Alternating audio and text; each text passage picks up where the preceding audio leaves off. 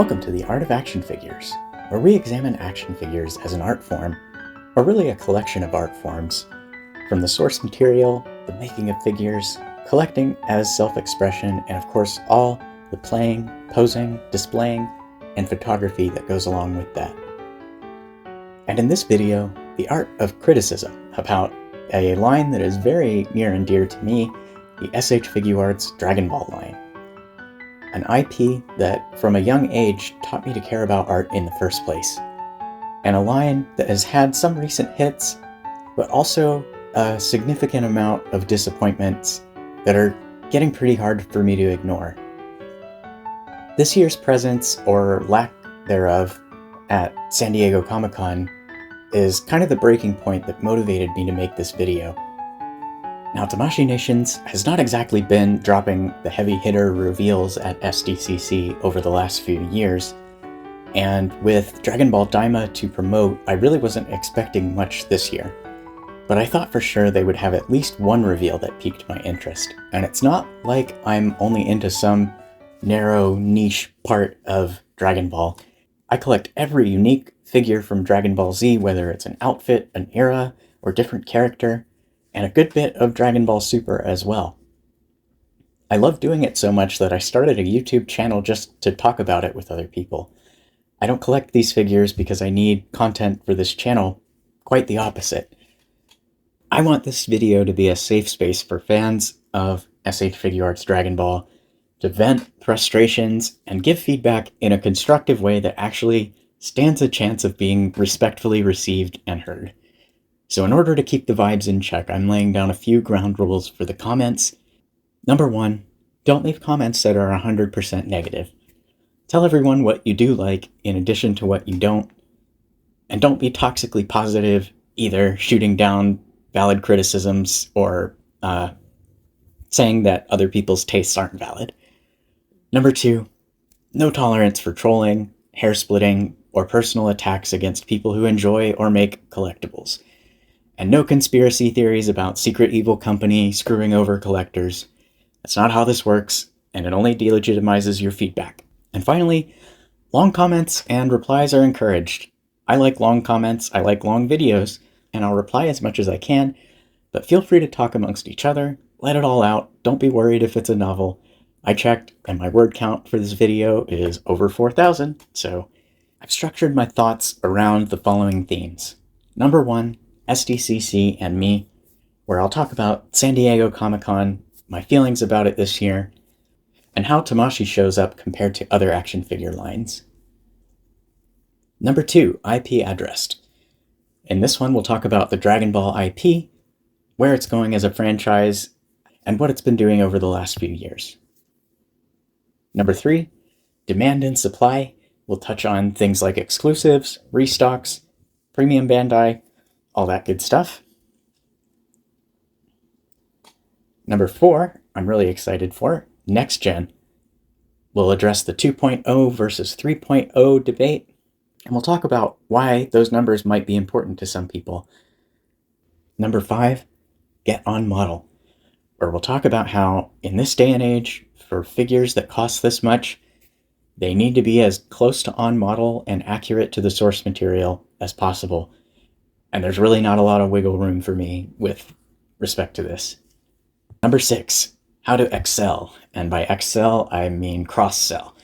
We'll address things like cross-sell tactics for collectible lines, like including optional parts for figures not included, and other ways that could maybe be more satisfying, less frustrating for collectors. Number 7, roadmap. No boo for you, where we'll talk about what Tamashii has indicated is coming for the line in the future, how fans are behaving about it, and whether or not I think it's really setting itself up for long-term success. And finally, number 8, we'll talk about the third party in the room. They're in the thumbnail. I don't want to spend the whole video talking and hyping up third party. In my mind, they are kind of a footnote on the official line, but things are in a weird state right now. So as I mentioned above, San Diego Comic-Con has become cultural shorthand for the US Nerd Collective's biggest congregation and press beat of the year. Now, I'm not necessarily endorsing that or saying that it must be that way, but I don't think I'm wrong to say that it is that way. Over the last 3 years, there has been kind of a weird trend in my own collecting around this time of year. What started as an SHF Dragon Ball only collection has suspiciously grown a new branch around this time every year. Jada Toys Street Fighter, Star Wars Black Series, and maybe most regrettably for me, Marvel Legends. And I say regrettable just as someone who doesn't really care about Marvel that much beyond video games and animation. Truth be told, they seem to be crushing it this year, and that's pretty cool to see. But the collecting community really comes together and is primed to drop some discretionary income on exclusives, pre-orders, or both. The hype for new figures is infectious, and with a healthy budget, that isn't necessarily a bad thing, and in many ways it's the heart of the toy and collectible industry, getting people to try new things that not only open them up to new types of figures, new properties based on those figures, new communities built around those properties. Now, what do these other lines that I listed have in common? Every year they show up with heat. The most popular reveals for the biggest press beat of the year. Sounds reasonable, right? What does Tamashii do? Well, let's recap. Back in 2022, they showed off androids 19 and 20. In 2023, they showed off King Cold and Mecha Frieza. And in 2024, we've got the 3 figures from Dragon Ball Daima and a 2.0 Super Saiyan Goku from the DBZ credits. This is an alarming trend, and it's okay to be disappointed if SHF isn't showing up for you. Sure, not everything has to be tailored to your tastes, or even on your radar, and that's fine. But it's reasonable to be concerned if you're as deep into this line and IP as I am, and there is nothing.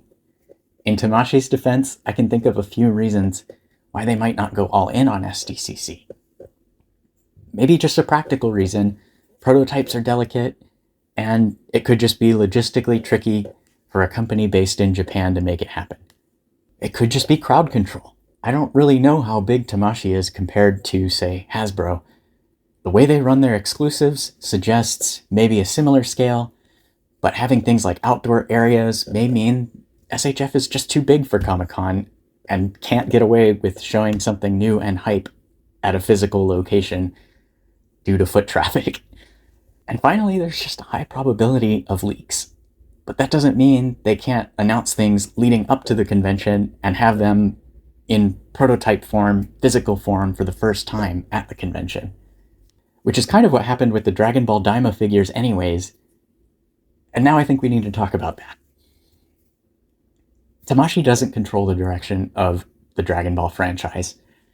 And some of the more puzzling releases like Superhero Pan suggest there's at least some pressure to support the newness, even if fans aren't exactly clamoring for it. And that brings me to Dragon Ball Daima. If you're hyped about it, that is great. And I think hardcore OG Dragon Ball fans and kids stand a really good chance of liking it.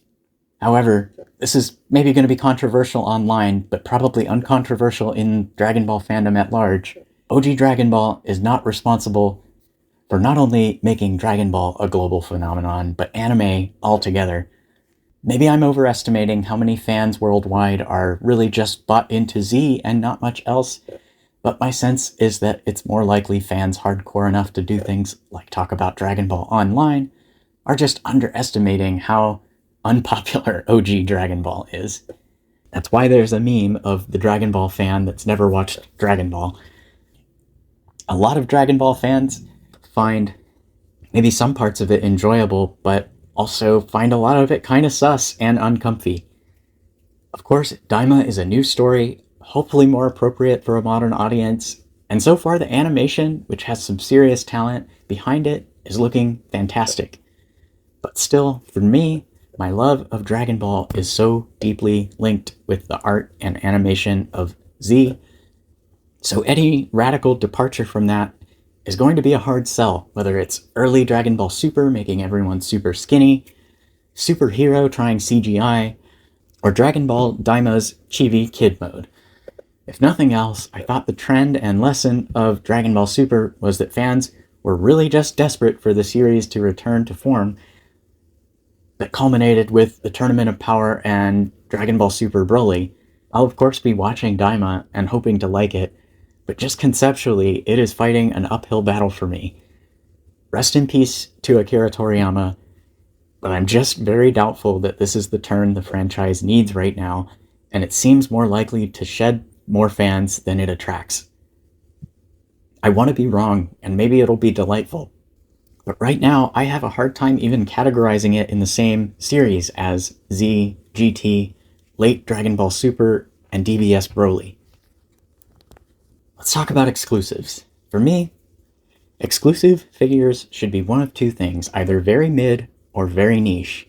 The ideal exclusive for me is not essential, but something that maybe I would consider picking up as a cool memento of the occasion. In that sense, I think Tamashii actually handles their event and store exclusives pretty well for the most part. Existing figures with maybe some frame-specific faces, episode or manga-specific colors, special shiny versions, etc. are 100% the way to go, and I'm absolutely not upset that this year's exclusives are kind of lackluster. Quite the opposite. That said, they've certainly had their missteps. Ultra Instinct Sign, Super Saiyan 2, and Kid Goku come to mind. But really, I'd encourage collectors to wait for general releases with updated molds on those, particularly the Kid Goku. More on that in the on-model segment. Where they really go wrong is P-Bandai or web exclusives, which are made to order one time only. Living in the States, I can't really comment on worldwide availability other than to say I've seen others comment that it isn't great. Beyond that, though, while I actually think made to order is a great and smart way to shield the line from big risks, the idea of it being one time only is just counterproductive to the growth and longevity of your line, particularly when essential characters like Z Broly, Vegito, the androids, and any Vegeta whatsoever are inexplicably released this way and take on a double price forever aftermarket value. But now, Tamashii have backed themselves into a corner with secondhand sellers like Big Bad Toy Store expecting to place bulk orders and resell in perpetuity at 60, 70, even 80% markup.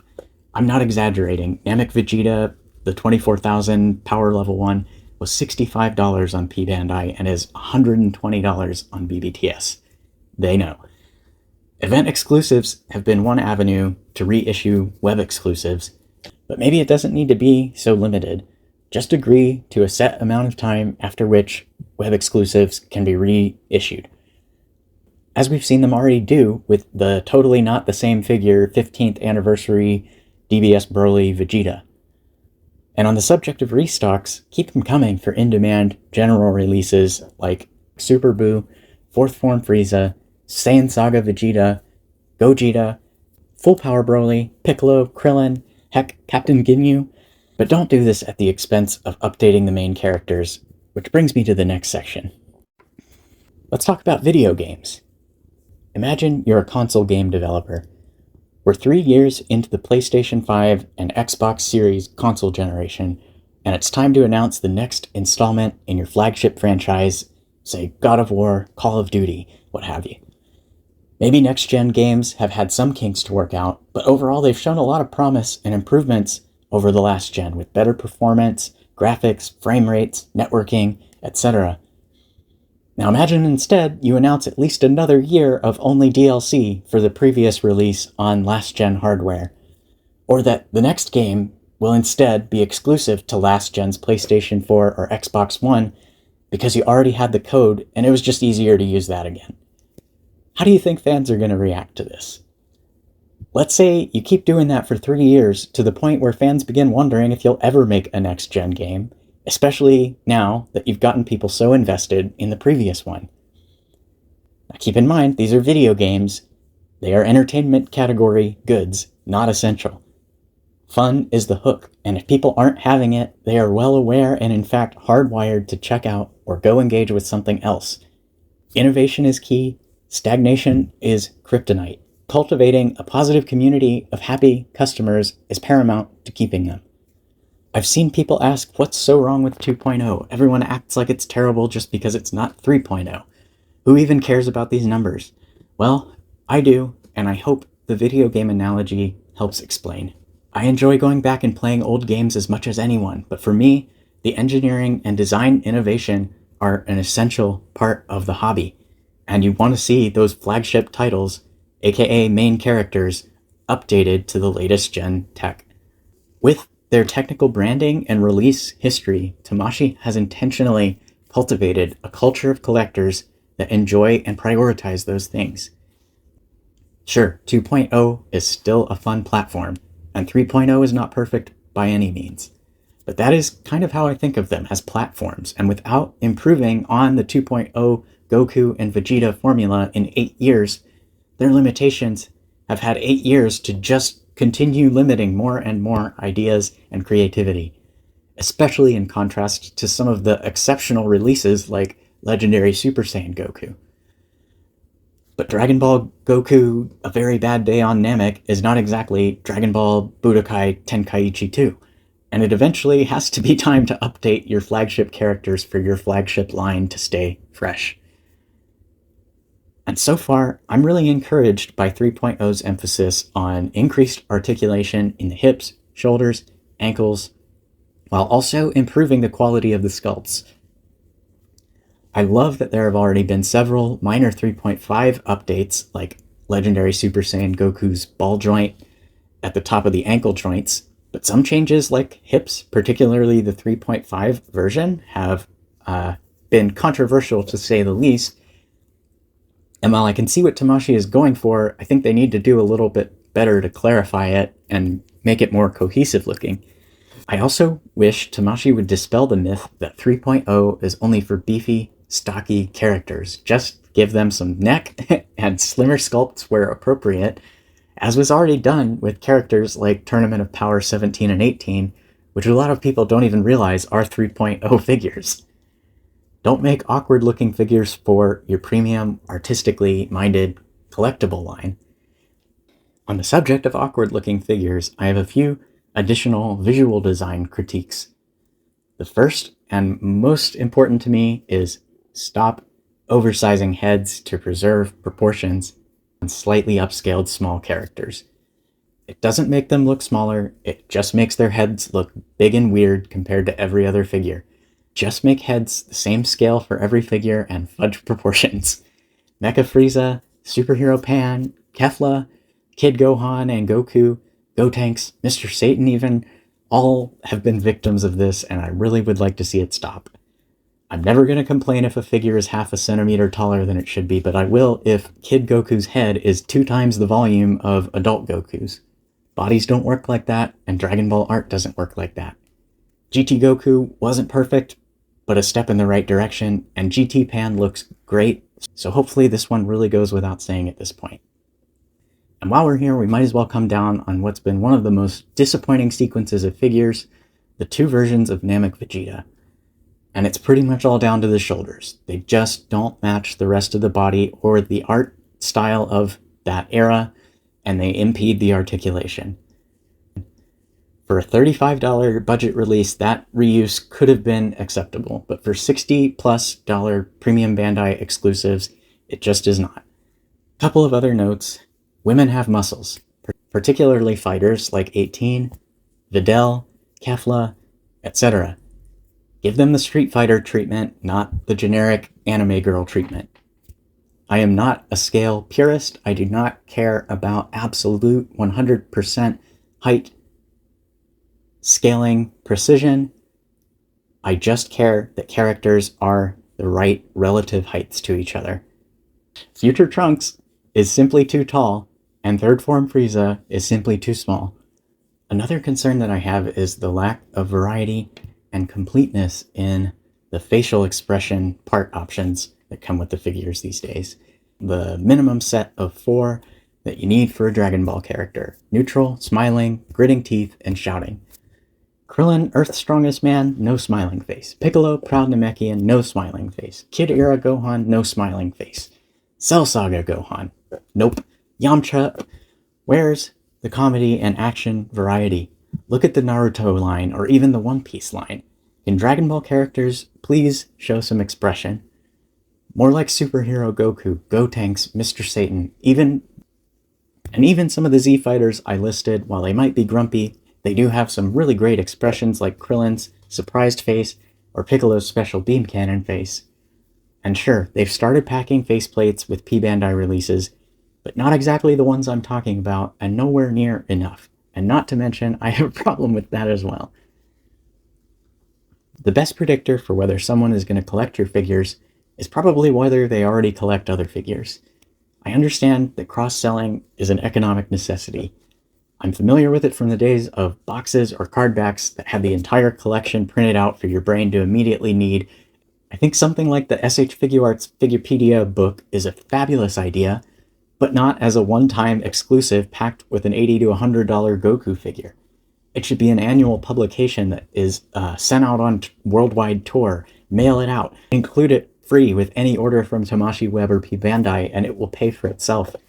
Show them different pairings of figures to make to recreate battle scenes, sagas, etc. Give them a big fold-out checklist poster to put on their wall. These are the cross-sell tactics that stick, and I think it's important that it's physical, not digital. And not because of some technophobia, but just because of math. Think about how many physical objects are accessible to you right now. Now think about how many digital objects. With digital, everything becomes one of millions of alternatives competing for your attention. With something in a physical location like a bedroom, or for people lucky enough to have a collection room, it's like one of tens or maybe hundreds. This matters, and I think it actually matters a lot, and has much more potential cross-sell capability than Build-A-Figures, with none of the double-edged sword potential that just means some people are going to be angry. So let's talk about Build-A-Figures, DLC, option parts for figures sold separately, whatever you want to call it. I know there are collectors out there who like it, and I know there are some that hate it. For me, I think it's a tacky economic intrusion that pollutes the collection.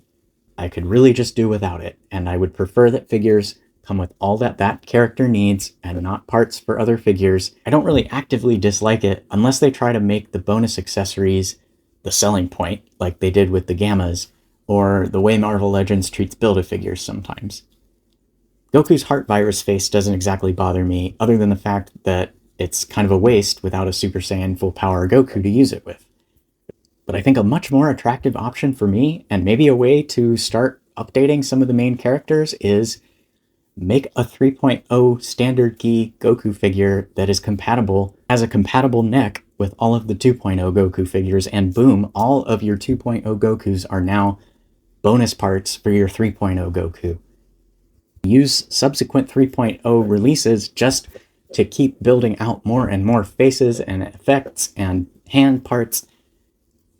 Planning and sequencing releases for a line is a delicate art. Jada Toys' Street Fighter II line is a really interesting and isolated case study. Moving linearly and fairly quickly through one game's entire roster over the course of a couple years has been really satisfying to watch and collect, and a lot of fun. Everything goes together. But Jada is also a small operation compared to Bandai, and while Street Fighter has added tons of fighters over the years, the staying power of the core Street Fighter II roster is really what makes this strategy make sense. They not only pair with Jada's Street Fighter II figures, but they work aesthetically and in scale with SH Figuarts' own Street Fighter V and Street Fighter VI figures. Contrast that to something like a franchise, brand, action figure line as long-running, broad, and deep as Dragon Ball and SH Figuarts.